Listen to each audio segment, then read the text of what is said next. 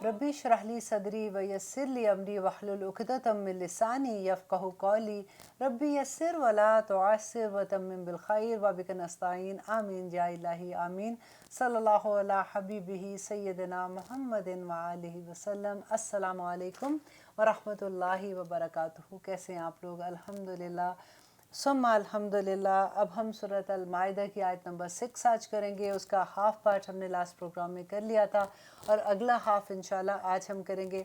मेरे गले में मेरी थोड़ी सा आवाज़ ऐसे आपको लगेगी क्योंकि मुझे लगता है अब आपको अक्सर ऐसी आवाज़ बर्दाश्त करना पड़ेगी क्योंकि फ्राइडे को ही हमारा टीवी पे प्रोग्राम भी होता है और मेरी क्लास भी होती है जब मैं पढ़ाती हूँ। तो 3 घंटे क्योंकि ग्रामर भी करवा रहे होते हैं, फिर हम हिफ्ज़ भी करा रहे हैं, फिर हम word to word translation and तफसीर भी करा रहे हैं। तो उसके बाद फिर मैं 1 घंटे में आप लोगों के सामने भी आ जाती हूँ। तो फिर थोड़ा सा गला ऐसे होगा, लेकिन आप बर्दाश्त कर लीजिएगा। अब देखिए कि हमने लास्ट टाइम तो बहुत डिटेल में वज़ू के बारे में पढ़ लिया था और जान भी लिया था, क्योंकि अक्सर ये होता है कि हम एक सेंटेंस अक्सर हम सुनते हैं कि अगर वज़ू नहीं करना होता ना तो मैं 5 वक्त की नमाज़ पढ़ती, क्योंकि यूजुअली ये होता है कि जो लोग जॉब करते हैं उनके लिए कई दफ़ा मुश्किल हो जाता है, या फिर शादियों पे होते हैं, मेकअप किया होता है, पूरा तैयार होते हैं, तो उस वक्त वज़ू करना थोड़ा सा मुश्किल लगता है। लेकिन जिसमें अल्हम्दुलिल्लाह बहुत से लोग तो करते ही हैं। आई एम टॉकिंग अबाउट, फिर मैं बार बार ये एक्सप्लेन कर देती हूँ कि रेगुलर लोगों की बात कर रही हूँ कि ये चीज़ें कई दफ़ा मुश्किल लगती हैं।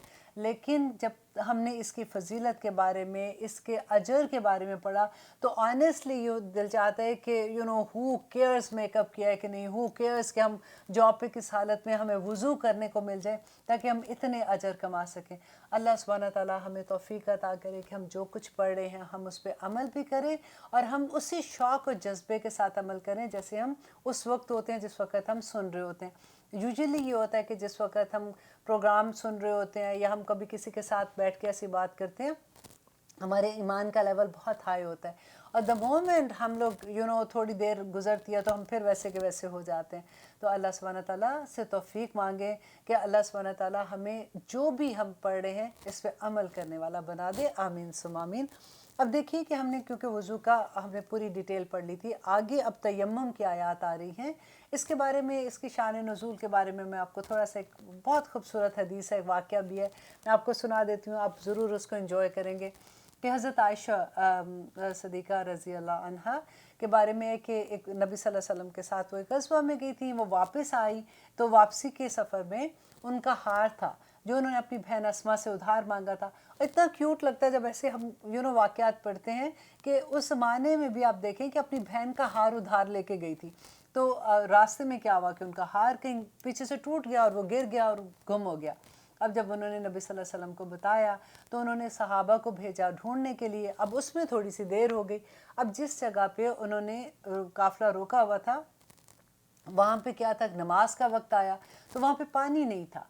अब नबी सल्लल्लाहु अलैहि वसल्लम क्योंकि थके हुए थे, वो हज़रत आयशा के कहते हैं वो गोद में सर रख के वो उनकी आँख लग गई। हज़रत अबू बकर क्योंकि बाहर थे, लोगों के दरमियान में थे। अब लोगों को जैसे उन्होंने पानी देखना शुरू किया, उनको पानी नहीं मिला तो उनको गुस्सा आना शुरू हुआ। तो लोगों ने कहा कि देखो, आयशा के हार की वजह से हमारी नमाज का वक्त जा रहा है और हमें पानी यहाँ पे नहीं मिल रहा। क्योंकि हज़रत अबू बकर तो उनके फादर थे, उनको गुस्सा आया, वो गए हज़रत आयशा के पास और कहते जब वो अंदर गए, हज़रत आयशा रवायत करती है, मैं उसकी आपको डिटेल बता रही हूँ कि हज़रत आयशा कहती है कि वो जब अंदर आए तो नबी सल्लल्लाहु अलैहि वसल्लम को देखा कि उनकी गोद में सर रख के वो आँख बंद है, वो सो रहे हैं। तो उन्होंने पहले तो अपनी आँखों से, गुस्से से नहीं होता, जैसे आपको याद है माएँ जब हम बच्चे होते थे छोटे तो आँखों से पूरी स्टोरी क्रिएट हो जाती थी कि ये करना है, ये नहीं करना, हमें इतना डर लगता था। तो बिल्कुल वही हालत की हज़रत आयशा की थी। पहले तो अपनी आँख के इशारे से मुझे डराते रहे और गुस्से होते रहे कि ये तुमने क्या किया। और उसके बाद कहते हैं कि फिर अपनी फिंगर से जैसे पोक करते हैं कि मेरी कमर में इतनी ज़ोर ज़ोर से उन्होंने पोक किया कि कहती है मेरी आंखों से आंसू निकलना शुरू हो गए और मैं हिली नहीं अपनी जगह से, क्योंकि मुझे ये था कि नबी सल्लल्लाहु अलैहि वसल्लम आराम करें, कभी कहीं वो डिस्टर्ब नहीं हो जाए। اب دیکھیے کتنی خوبصورت بات لگتی ہے نا. اب پھر حضرت ابوبکر کی بات دیکھیے کہ کس طرح سے ان کو غصہ آ رہا ہے. اور پھر کیا ہوا کہ نبی صلی اللہ علیہ وسلم جب اٹھتے ہیں تو اس کے بعد وہ قافلہ وہ پانی کے لیے دیکھتے ہیں کہ پانی نہیں ہے، تو وہ قافلے کو آگے جانے کا کہتے ہیں کہ آگے جا کے تو ہم نماز وہاں پہ ادا کر سکیں. تو جیسے ہی وہ اونٹ اٹھتا ہے نا اپنی جگہ سے، تو اس کے نیچے سے وہ ہار بھی مل جاتا ہے. اب دیکھیے کہ وہاں پہ جب پانی نہیں مل رہا تھا تو تیمم کی آیت نازل ہوئی. تو صحابہ نے کہا ابوبکر یہ آپ کے خاندان کی یہ پہلی رحمت نہیں ہے ہم امت کے اوپر کہ حضرت عائشہ کی وجہ سے اللہ سبحانہ تعالیٰ نے تیمم کی آیت اتار دی. اور دیکھیں امت کو آج تک اس کا کتنا فائدہ ہے کہ کبھی کبھی ایسی سچویشن آ جائے کہ جہاں پہ پانی نہیں ملے تو ہم تیمم کر سکتے ہیں، تو وضو کی ضرورت نہیں ہے، یا غسل میں بھی سیم چیز ہے. اب تیمم آپ وہاں پہ ایک اور بات یہ نوٹ کیجئے کہ ہار تو وہ اپنی بہن کا لے کے گئی تھی اور وہ گم ہو گیا. اور کہیں آپ کو یہ نہیں ملے گا کہ نبی صلی اللہ علیہ وسلم اپسیٹ ہیں یا ان کو ڈانٹ رہے ہیں. آپ یہ سوچئے کہ اگر ہم کسی کا ہار مانگ کے لے کے جائیں تو ہماری کتنی شامت آ جائے، اتنی ڈانٹ پڑے جس کی نہیں کہ اب کہاں سے واپس دے گے، اور جان ہی آدھی نکلی ہو کہ اب کیا کرنا ہے. تو وہ اللہ سبحانہ تعالیٰ نے یہ تو ایک بہانہ بننا تھا کیونکہ تیمم کی آیت بھی نازل ہونی تھی اور امت کو اس کا فائدہ ہو جانا تھا. اب تیمم کا طریقہ کیا ہے کہ ایک مٹی جیسے ہے تو اس پہ آپ یوں ہاتھ مارتے ہیں، زور سے ذرا ہاتھ مارتے ہیں، اس کے بعد آپ اس کو جھاڑ لیتے ہیں یوں کر کے، اور پھر آپ اپنے بیک سے ہاتھ ایسے کر لیتے ہیں، اور پھر ایک دفعہ آپ جیسے کریم لگاتے ہیں نا منہ پہ، آپ نے ویسے آپ اپنے منہ پہ کر لیتے ہیں اور تیمم ہو جاتا ہے، وضو بھی ہو جاتا ہے، غسل بھی ایسے ہو جاتا ہے. اور یہاں پہ اب دیکھیے اللہ سبحانہ تعالیٰ کیا کہتے ہیں، وَإِنْ اور اگر کنتم ہو تم مردو بیمار او علی سفرن، یا پھر تم سفر میں ہو، او جاء احد یا آئے کوئی ایک، منکم تم میں سے، من الغائط کہ قضائے حاجت کر کے، او لامستم النساء یا تم نے چھوا ہے عورتوں کو، فلم تجدوا اور پھر نہ پاؤ تم ماء پانی، فتیمموا تو تیمم کر لو، صعیداً مٹی کا، طیباً پاک. اب یہاں پہ مٹی جو کہتے کہ مٹی ہے، اگر اس میں چونا بھی آ جاتا ہے، جو بھی ارتھ کی چیز ہے جیسے اس طرح سے آپ وہ چیز ہے. آسان کیا ہے کہ اگر آپ کو اگر تو آپ سفر میں ہیں تو آپ کو پتہ ہے کہ کوئی ایسا ہے تو آپ اپنے ساتھ لے جائیں، اور چھوٹی سی ململ کا جیسے چھوٹا سا کپڑا لے کے اس کے اندر مٹی ڈال کے آپ رکھ بھی سکتے ہیں اگر کوئی گھر میں بیمار ہے. اب دیکھیے اس میں یہ ہے کہ بیمار کے لیے تو ویسے ہی ڈفرینٹ ہو جاتا ہے، شریعت میں جو اس کے احکامات ہیں وہ ڈفرینٹ ہو جاتے ہیں. تو اس میں یہ ہے کہ بیمار اگر کوئی ایسا ہے کہ وضو اگر کرے گا تو اس کی بیماری بڑھ سکتی ہے، یا کوئی ایسی حالت ایسی ہو جاتی ہے کہ وضو نہیں کر سکتا، تو اب چھوٹے سے ململ کے کپڑے کے اندر مٹی ڈال کے ایک چھوٹا سا پیالہ لے لے جس کے اندر کور ہوتا ہے، آپ اس کی سائڈ ٹیبل پہ رکھتے ہیں، جب وضو کا وقت ہو تو وہ اس طرح سے پھر وضو کر سکتا ہے، اور الحمدللہ اس کو وہی اجر ملے گا جو وضو کرنے کا ہے. اور یہاں پہ پھر اللہ سبحانہ تعالیٰ کہتے ہیں کہ کس وقت آپ نے کہنا ہے سفر میں ہو، یا پھر کوئی باتھ روم سے جیسے واپس آتا ہے اس وقت اگر اس کو پانی نہیں ملتا، یا کوئی عورت ہسبینڈ اینڈ وائف کے ریلیشن شپ کے بارے میں کہ تب تو غسل واجب ہوتا ہے نا، تو آپ غسل میں بھی یہی طریقہ ہے. تو وہ پانی اگر نہیں پاتا تو پاک مٹی سے وہ اس طرح سے وضو کر سکتا ہے. آگے اللہ سبحانہ تعالیٰ کہتے ہیں کہ ما یریدو نہیں چاہتا اللہ لیجعل علیکم کہ وہ بنائے تم پر من حرجن کوئی تنگی، ولیکن لیکن یہ یریدو چاہتا ہے لیطہرکم تاکہ وہ پاک کر دے تمہیں، ولیتم اور تاکہ وہ پورا کر دے نعمتہ اپنی نعمت کو، علیکم جو تم پر، لعلکم تشکرون تاکہ تم شکر ادا کرنے والے بن جاؤ. اب دیکھیے یہاں پہ پھر وہی نعمت کی بات آتی ہے جو ہم نے پہلے پڑھا تھا نا. اللہ سبحانہ تعالیٰ نے کہا کہ اليوم اکملت لکم دینکم واتممت علیکم نعمتی، اور پہلے بھی اللہ سبحانہ تعالیٰ وہی بات اب دوبارہ سے اللہ کہتے ہیں تاکہ وہ ولیتم تاکہ وہ پورا کر دے نعمتہ اپنی نعمت کو، علیکم تم پر، لعلکم تشکرون تاکہ تم شکر گزار بن سکو. دیکھیے اس سورہ میں آپ بار بار یہ پڑھیں گے کہ اللہ سبحانہ تعالیٰ اپنی نعمتوں کا ذکر کرتے ہیں، یاد کرواتے ہیں کہ دیکھو تمہارے پہ میں نے جو نعمتیں کی تھی تاکہ تم شکر گزار بندے بن جاؤ.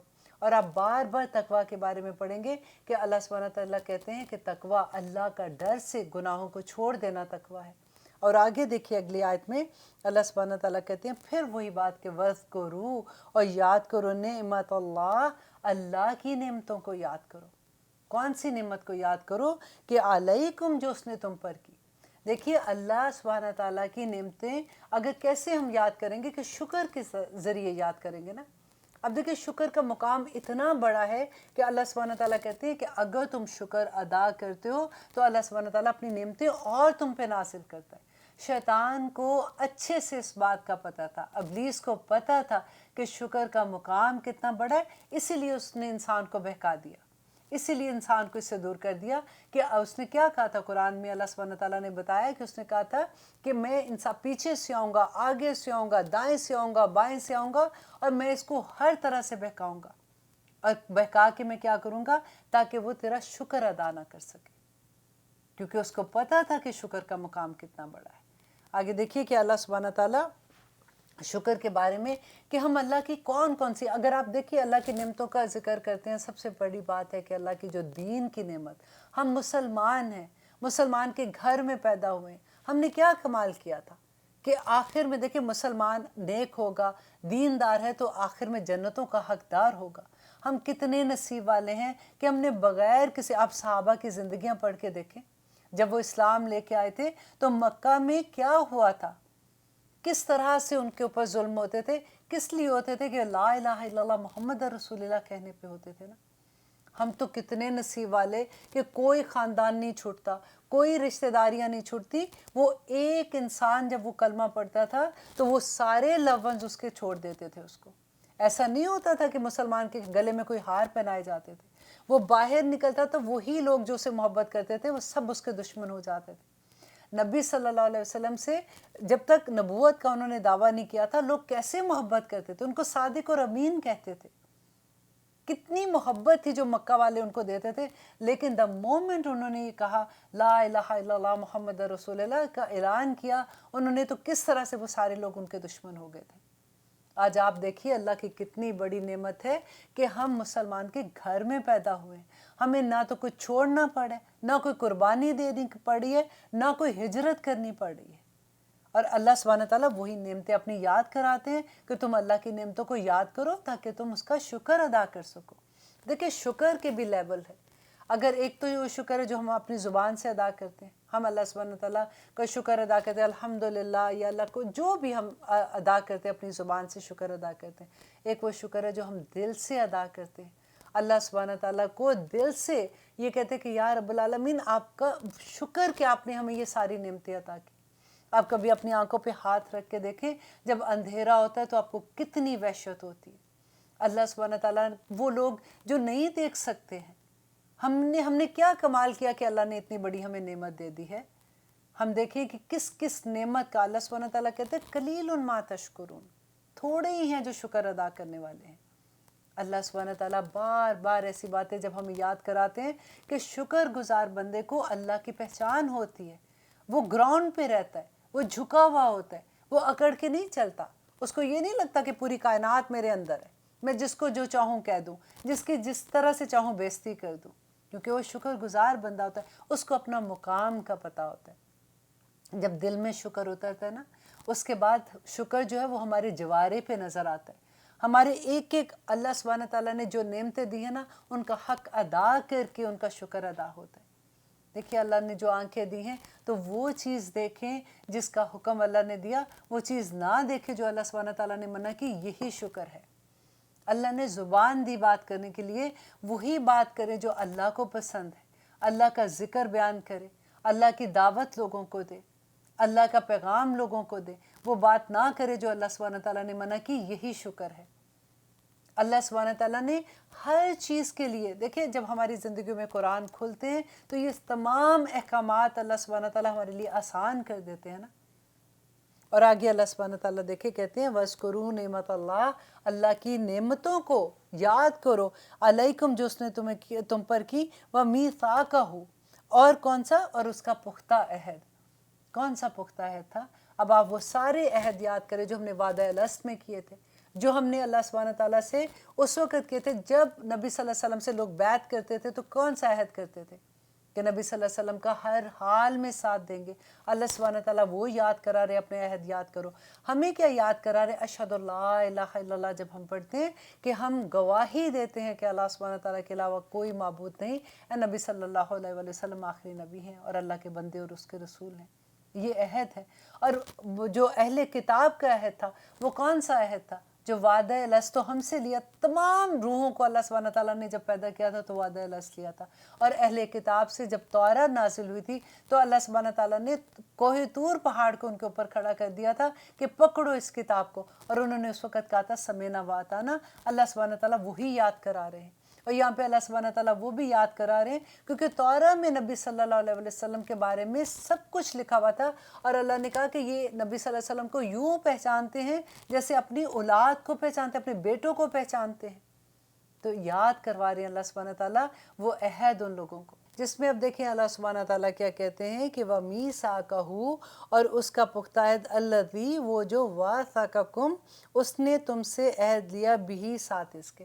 اب یہ وہی عہد کی بات ہے جو ہم بات کر رہے تھے کہ اللہ سبحانہ تعالیٰ یاد کروا رہے ہیں کہ وہ تمام اپنے عہدوں کو یاد کرو۔ اس کل تم، جب کہا تم نے، سمعنا، کہ ہم نے سنا، وَأَطَعْنَا، اور ہم نے اطاعت کی، وَاتَّقُوا اللَّهَ، ڈر جو اللہ سے۔ اب اس سورہ میں آپ اتنی دفعہ یہ ورڈ پڑھیں گے کہ اللہ سبحانہ تعالیٰ بار بار کہیں گے کہ ڈر جو اللہ سبحانہ تعالیٰ سے، دیکھو وہ دن آنے والا ہے جس دن اللہ سبحانہ تعالیٰ تمہارا حساب لیں گے۔ اور اللہ سبحانہ تعالیٰ، تم کیا سمجھتے ہو کہ آج اللہ دیکھ نہیں رہے؟ کیونکہ اللہ کہتے ہیں ان اللہ بے شک اللہ علیم، خوب جاننے والا ہے، بذات الصدور، جو تمہارے دلوں میں ہے۔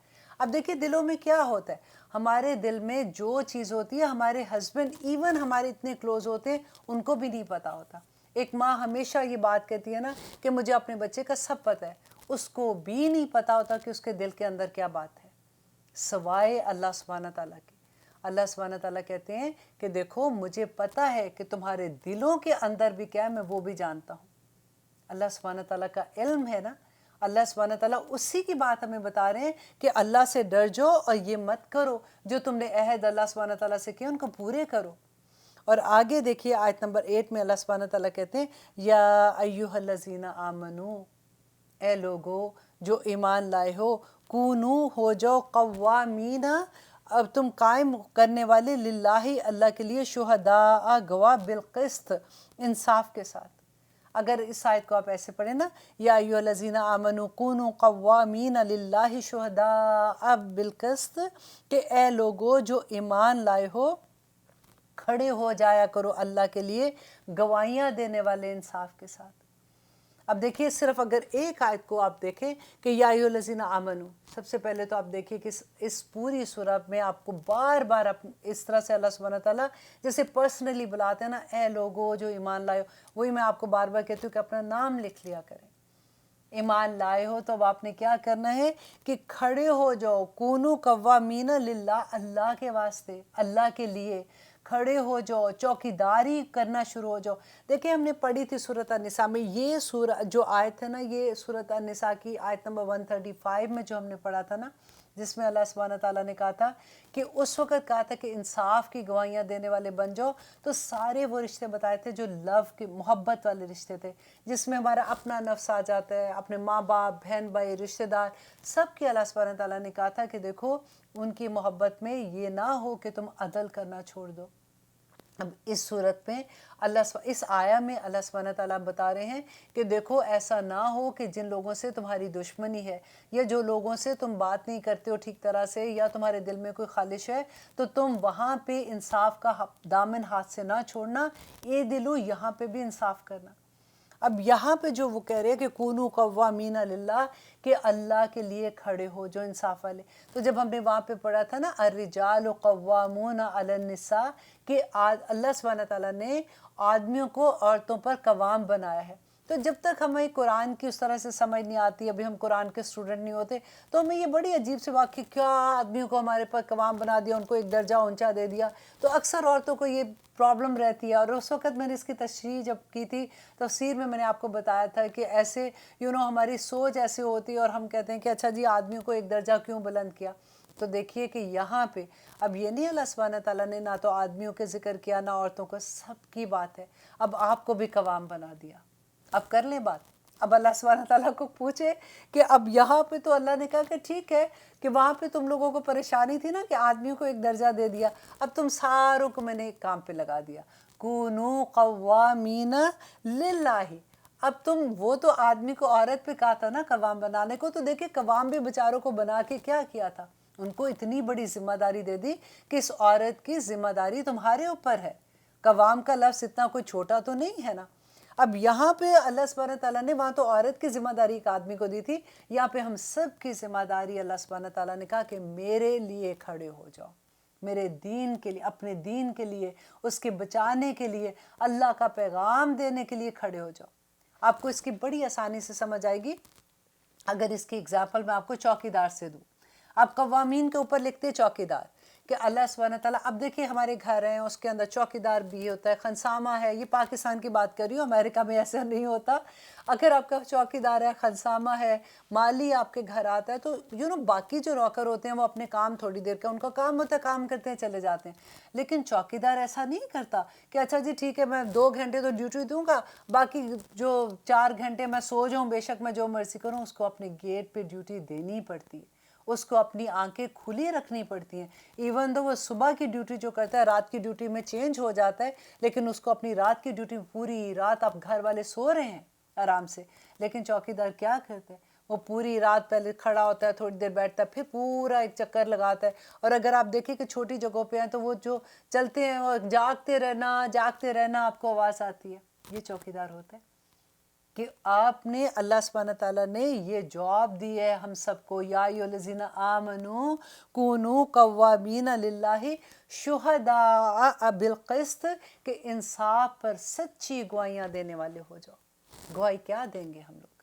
اب دیکھیں ہم تو یہ ایسے کوئی بھی آیت پڑھتے ہیں نا تو ہمارے دماغ میں یہ آتا ہے کہ اوکے یہ تو عدالت کی بات ہو رہی ہے کہ وہاں پہ جو سچی گواہیاں دینی ہے.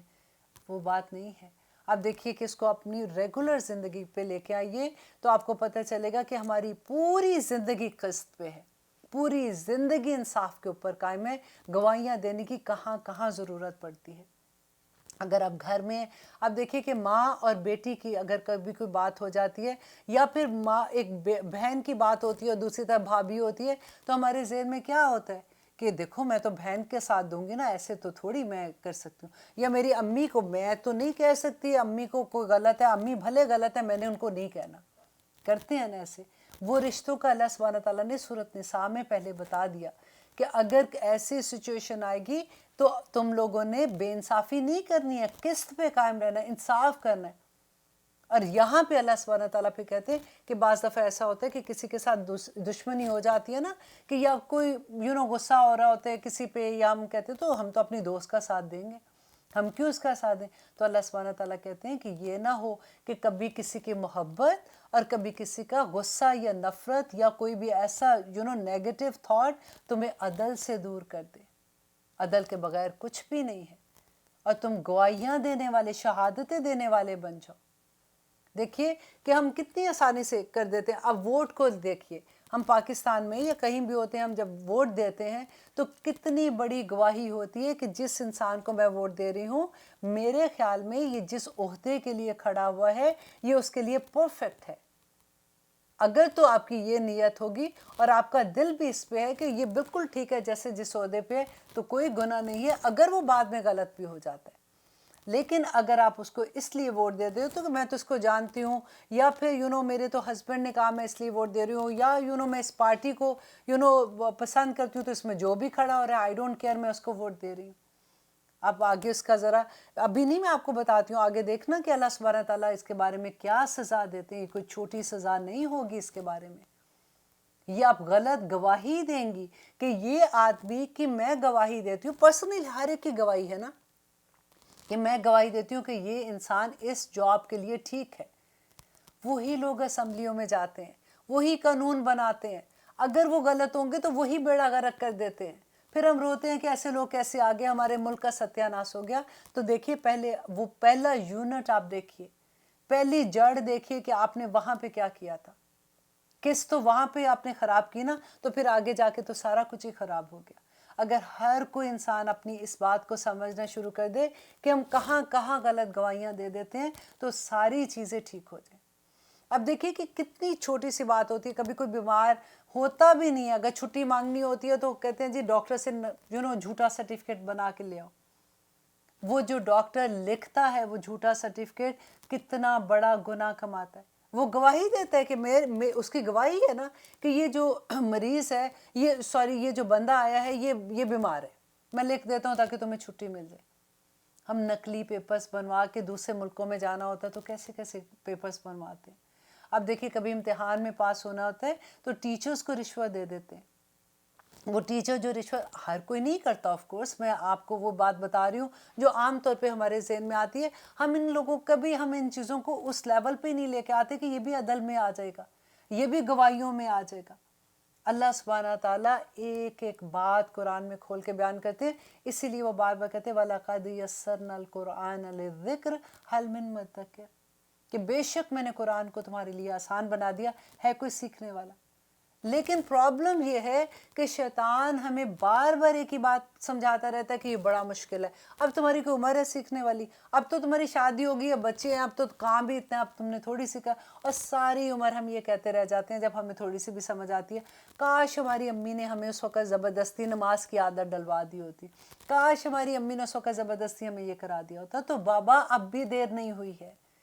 اب دیکھیے اللہ سبحانہ تعالیٰ کتنی بڑی نعمت ہے کہ جب ہماری زندگیوں میں قرآن کھلتا ہے نا، ہمیں احساس ہوتا ہے، کسی بھی عمر میں کھلتا ہے، پھر ہمارے پاس توبہ کے دروازے کھل جاتے ہیں۔ اللہ سبحانہ تعالیٰ کہتے ہیں تم توبہ کر لو، جتنے گناہ ہم نے پیچھے کیے ہیں اللہ سبحانہ تعالیٰ وہ سارے گناہوں کو نیکیوں میں بدل دیں گے انشاءاللہ۔ یہ بھی توفیق اللہ ہی دیتا ہے، اللہ سے مانگا کرے۔ کبھی یہ نہ خیال کریں کہ ہائے اتنی دیر میں پتہ چلا، آپ کیا اللہ کا شکر کریں کہ پتہ تو لگ گیا۔ ہمارے جیسے کروڑوں انسان ہیں جن کو ابھی بھی نہیں پتہ، وہ اسی طرح سے ان کی زندگیاں ختم ہو جائیں گی اور وہ اسی طرح سے اس دنیا میں چلے جائیں گے۔ لیکن جس کو یہ پتہ چل جاتا ہے، اس کو توبہ کی توفیق مل جاتی ہے، اس کی زندگی میں قرآن کھل جاتا ہے اور وہ پھر سمینا و عطانا کرنے والا بن جاتا ہے۔ یہ اللہ کا اس سے بڑا کرم کیا ہوگا؟ تبھی تو اللہ سبحانہ تعالیٰ کہتے ہیں کہ پھر شکر ادا کرو، اللہ کا الحمد کرنے والے۔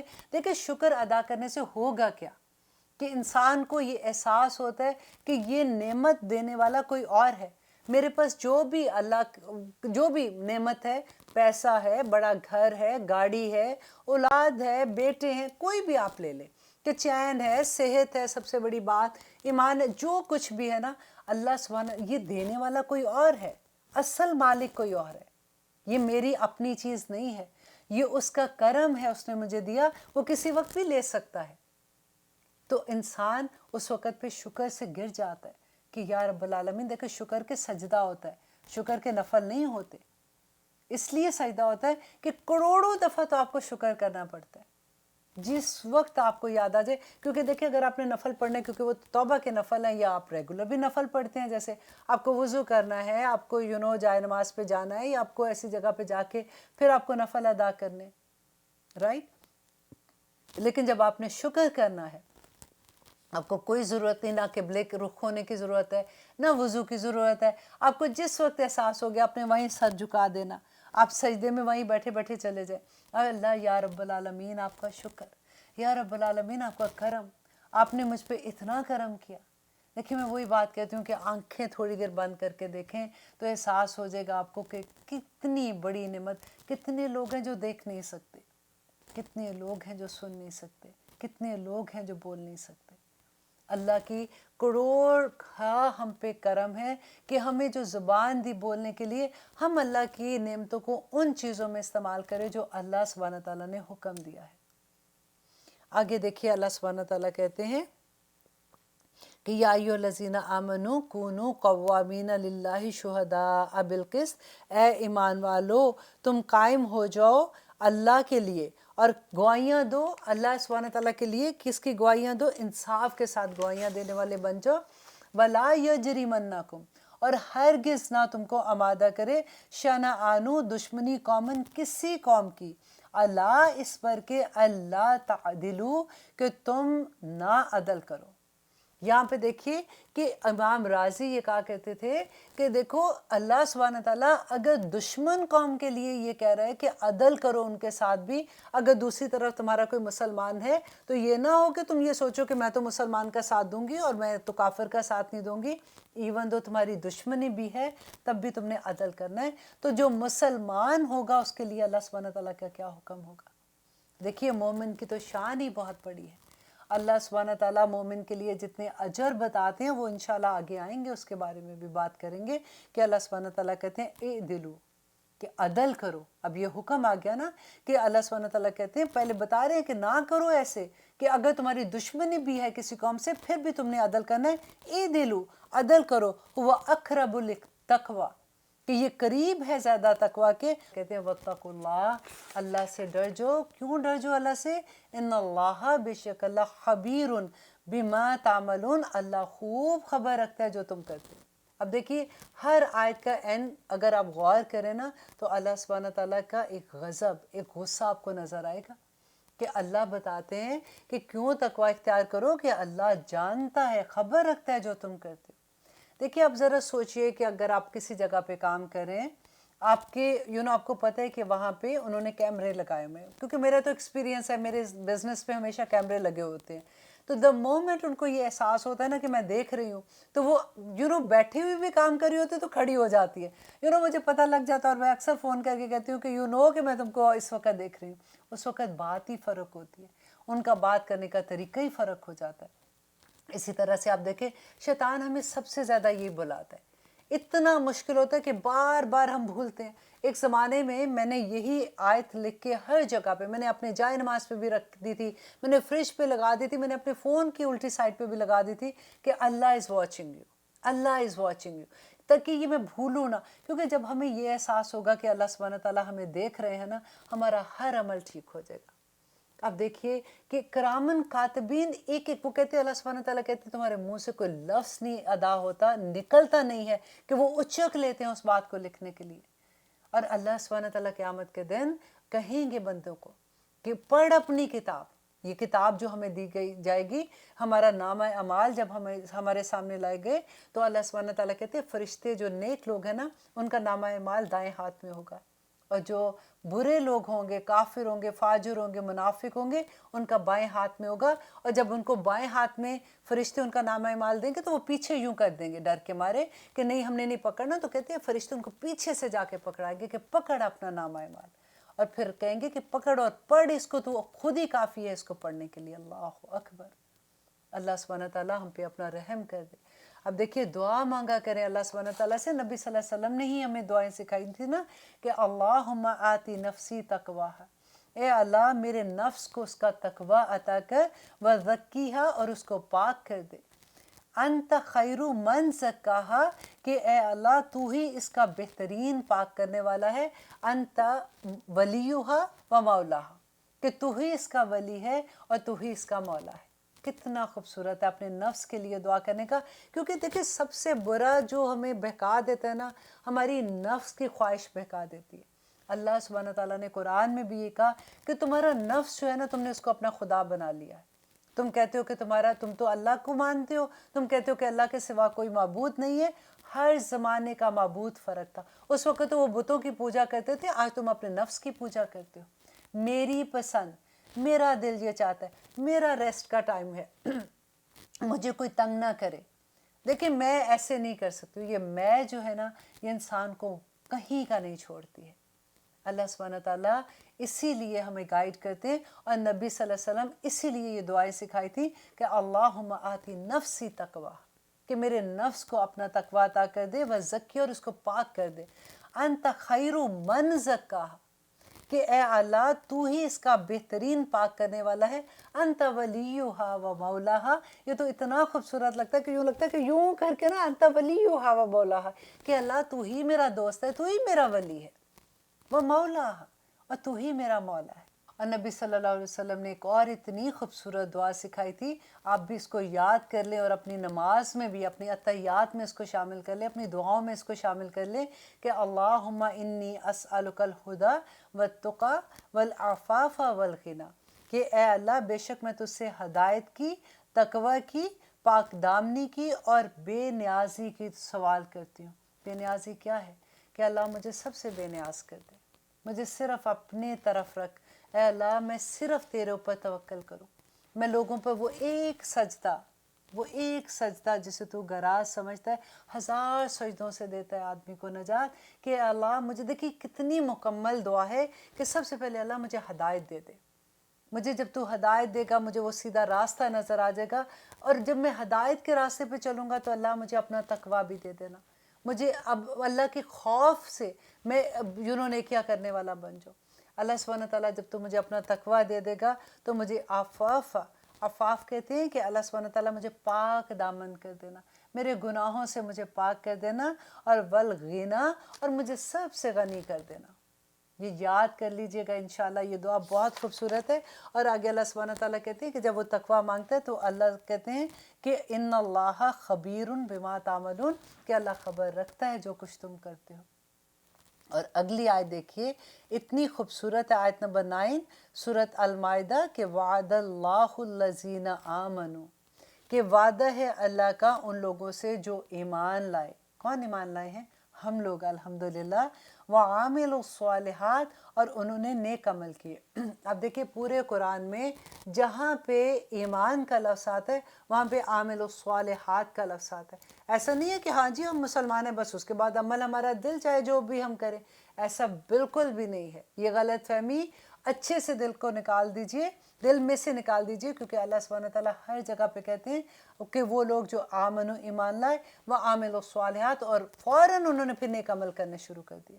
آپ کو وہ سورہ یاد ہے جب ہم پڑھتے ہیں ان الانسان لفی خسر، بے شک ان الانسان لفی خسر، بے شک انسان جو ہے نا وہ گھاٹے میں ہے۔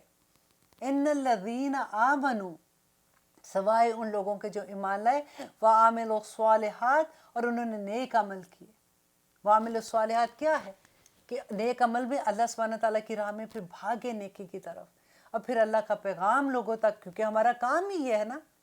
آپ کو یاد ہے نا اپنا منصب، میں آج آپ کو یاد نہیں کروایا آپ کا منصب، کیونکہ میرا اکثر یہ ہوتا ہے کہ میں ہر پروگرام میں ایک دفعہ ہم اپنا ایک جو اللہ سبحانہ تعالیٰ نے ہمیں جواب دیا ہے وہ ہم ایک دفعہ ضرور دہرا لیتے ہیں تاکہ ہم بھولیں نہیں اس کو۔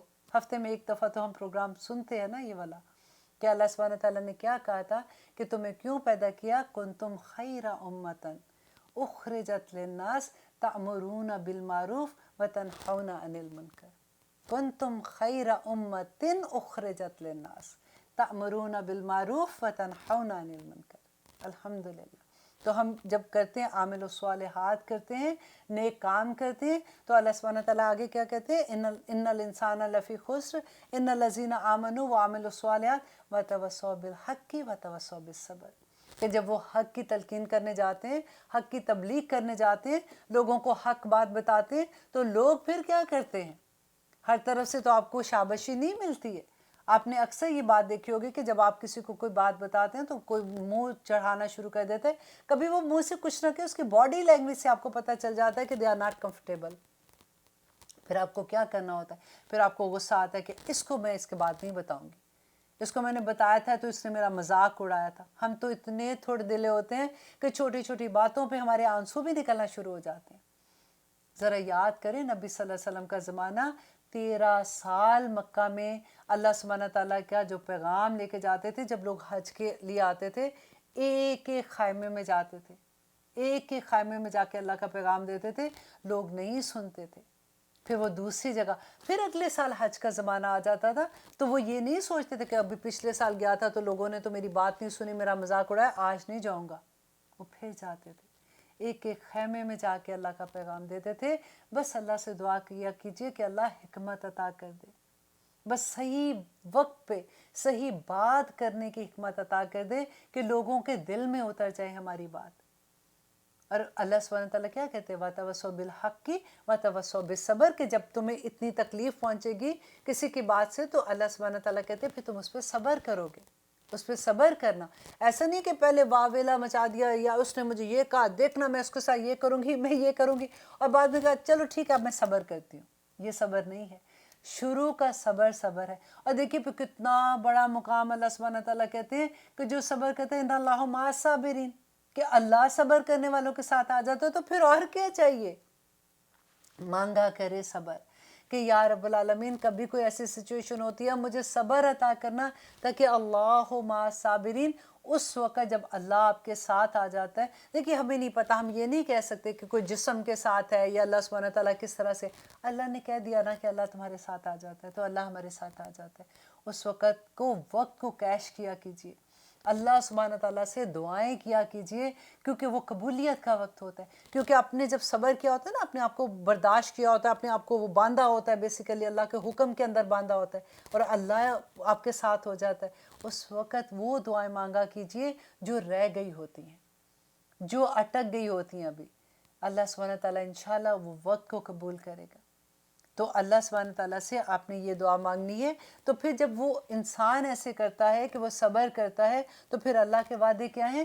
لہم، ان کے لیے، مغفراتن. دیکھیے کتنا بڑا مقام آ گیا کہ مغفرت کیا ہے؟ کہ چھوٹی جگہ ہے، چھوٹی بات ہے.